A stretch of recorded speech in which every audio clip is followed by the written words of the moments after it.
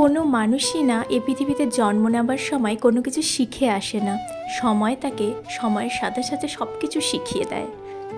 যাদের বন্ধুর সংখ্যা খুব কম, যারা একা থাকতে ভালোবাসে, যারা কম কথা বলে, অনেকে ভাববে তাদের খুব অ্যাটিটিউড, তারা কারোর সাথে কথা বলে না। কিন্তু আসল ঘটনা হলো যারা একা থাকতে ভালোবাসে তারা কিন্তু কেউই জন্ম থেকে একা থাকতে চায়নি। তাদেরকে সময় তাদেরকে একা থাকতে শিখিয়েছে, তাদেরকে একা বাঁচতে শিখিয়েছে। ছাড়ো সেসব কথা, কারণ কম বেশি সকলেই আমরা ফেস করেই থাকি।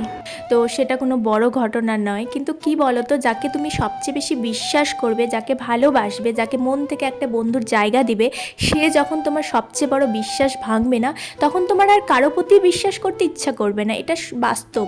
যদি তুমি তাকে সবচেয়ে ভালো বন্ধুর জায়গা দাও, আবার সেই বন্ধু যদি তোমার সবচেয়ে বড় ক্ষতি করে, তখন তোমার আর ভালো বন্ধুকেও ভালো মনে হবে না, ভালো মানুষকেও ভালো মনে হবে না। তখন মনে হবে আমি একা ভালো আছি, একা বেস্ট আছি, আমার লাগবে না কাউকে, কারো সাহায্য ছাড়াই আমি ভালো থাকতে পারবো। দিন আগে আমি রায়গঞ্জে গিয়েছিলাম, সেখান থেকে আমার কিছু কিছু বই ছিল, সেগুলো নিয়ে আসলাম। অনেক দিন ধরে আনার চেষ্টা করেছিলাম কিন্তু আনা হয়ে ওঠেনি। তারপরে সকলেই আমরা জানি যে আমাদের ভাদ্র মাসে একটা শাড়ি রোদে দেওয়ার একটা বাঙালিদের ট্রেন্ডিং চলে।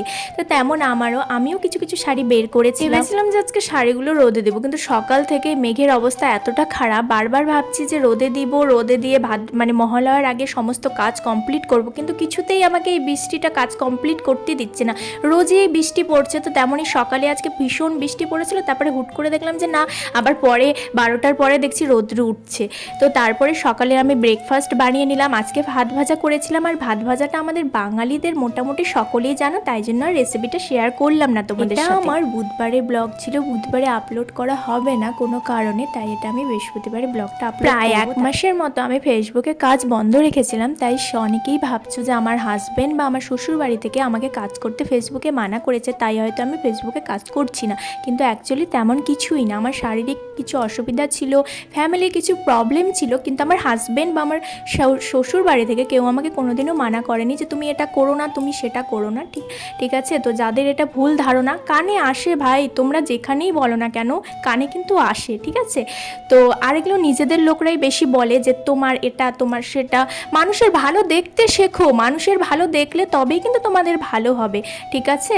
আর যারা যারা আমাকে পার্সোনালি চেনে তারা অবশ্যই জানে যে আমার শ্বশুরবাড়ি বা আমার বর কখনোই মানা করে না। আমার বর আমাকে কোনো কিছুর জন্য মানা করে না, শুধু বলে হ্যাঁ তুমি যেটা করছো সেটা যেন ঠিক হয়, তোমাকে যাতে ভবিষ্যতে কোনো কিছুর যাতে মনে না হয় যেটা আমি কেন করলাম।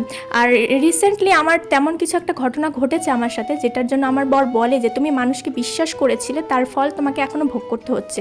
আর আমিও মানি যে আমি বিশ্বাস করে তাকে ভুল করেছিলাম। তো চলো আজকের মতো এইটুকুই, টাটা। সবাই খুব ভালো থেকো, রাধে রাধে।